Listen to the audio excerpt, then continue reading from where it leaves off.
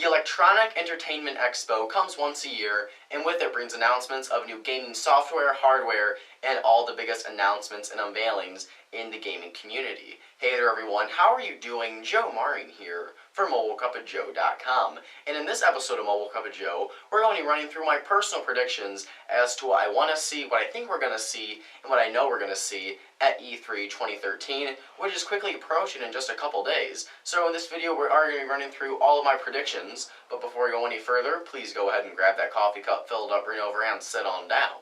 Take a swig for Mobile Cup of Joe.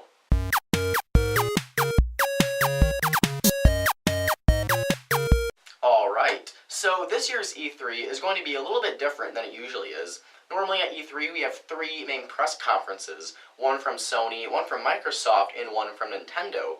This year though, Nintendo will be sitting it out, and instead they will be holding two separate events, one event for the distributors of their products and another for the journalists and the media to cover all of the software and announcements that they will be having. Now these events will be closed doors and really leaves the gate open for Microsoft and Sony to really talk about their upcoming products.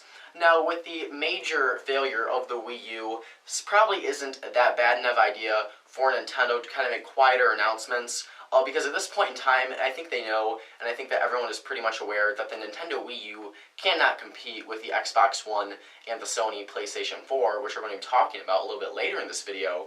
So while it will be a little sad to not see a press conference from Nintendo, which is always kind of fun and humorous to watch, it is a smarter move on their part to hold these two smaller events rather than trying to make a full 2 or 3 hour press conference out of what little announcements they most likely will have to offer. So with Nintendo out of the game for the press conference, this really does open the gate for Sony and Microsoft to talk about everything that they want to talk about, and they have a ton and tons of stuff that they have to talk about at this year's E3, with Microsoft's announcement of the Xbox One and Sony's announcement of the PlayStation 4. First of those consoles I'd like to talk about is Sony's PS4. Now the PlayStation 4 was originally announced and debuted at a separate press conference that Sony held back in February, where we did get to see the official controller of the PS4, the DualShock 4 controller, and we did get an announcement of Sony's new console. We didn't actually see the console itself, which was a bit strange, honestly. Hopefully at this year's E3 we will actually get to see the console itself, and Sony did release that horrible teaser trailer of just quick shots of and very blurry shots at what we believe to be the console, so we're pretty sure we're going to finally be able to see the actual PlayStation 4 console itself at this year's E3. And even though at their event back in February where they originally announced the PS4, at the event we saw a ton of games that are going to be coming to the PS4. Really the whole conference was built on gaming. This year's E3, Sony has confirmed that they will be showing off at their press conference over 40 games for the PS4. Those games are including The Last of Us, Bungie's Destiny, Infamous Second Son, 2 Killzone games. One of them was shown for the PS4 at Sony's event back in February, and a ton more games, Beyond Two Souls by David Cage being one of them.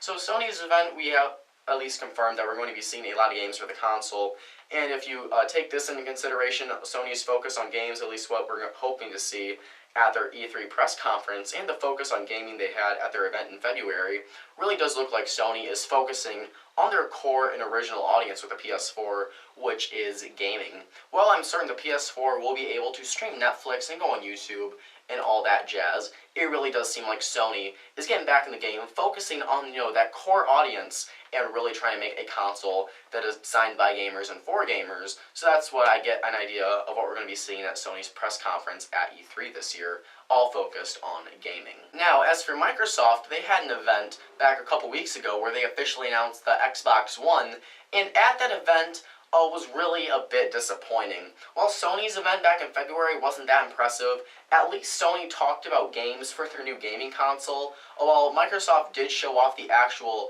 Xbox One hardware there, they really didn't talk about games at all. While the futuristic motion controls with the new Kinect and all the cool stuff you can do with TV and ESPN and the fantasy football and all that, really didn't see that many games. So while we don't have any confirmation from Microsoft just yet, we really hope that Microsoft will focus on gaming at E3. If they talk about, or if they even just start out their press conference talking about, social networking and Skype and the TV and Bing and Internet Explorer on the Xbox One, I think they're really going to lose the foothold that they're already starting to lose from that event they had a couple weeks ago where they announced the Xbox One. While it's cool that this new console can do so much of this extra stuff, I think they really lost a big chunk of that core gamer audience at that press conference.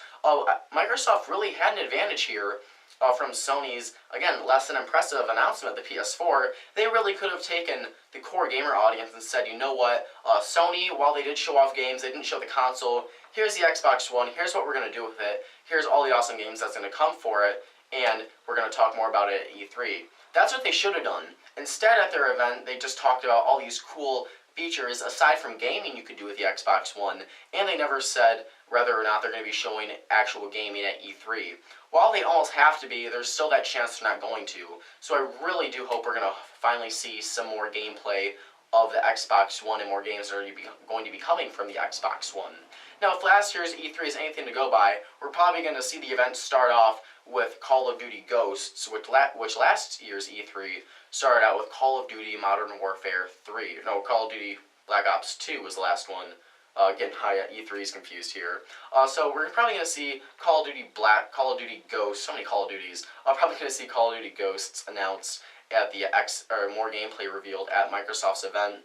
But again, if Microsoft does not show more games for the Xbox One, they're really going to lose their foothold. And I want to hear what you guys think about the Xbox One and the PS4.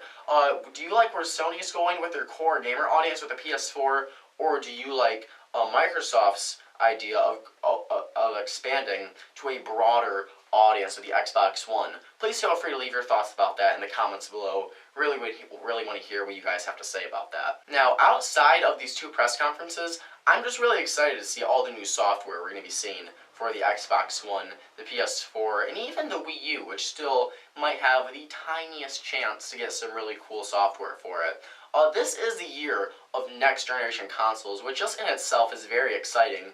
But at the Electronic Entertainment Expo, one of the largest, probably the largest event for video gaming, I cannot wait to see all the new IPs that are there, all the current IPs that we've heard about for next-gen consoles being there. It's just exciting to finally get to see very soon all the new software and games that are going to be coming to the next generation consoles and the games we're going to be playing on these next gen consoles within the next few months. It's all very exciting. We've got Beyond Two Souls, we've got The Last of Us, we've got Call of Duty Ghosts, probably South Park Stick of Truth, Watch Dogs, which I'm very excited about, and probably some more announcements we're not sure about. Last year's E3, there was a ton of announcements we weren't sure of at all, so really excited to see what E3 2013 brings this year. Mobile Cup of Joe will not be streaming it, but we will be talking about everything that's announced as soon as it happens.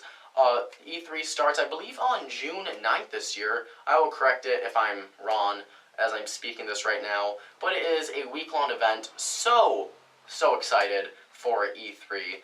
Coming up very soon, so E3 2013, what are you most excited to see at this year's Electronic Entertainment Expo? Please feel free to leave your thoughts about that in the comments below as well. And that's all the time we have for this episode of Mobile Cup of Joe.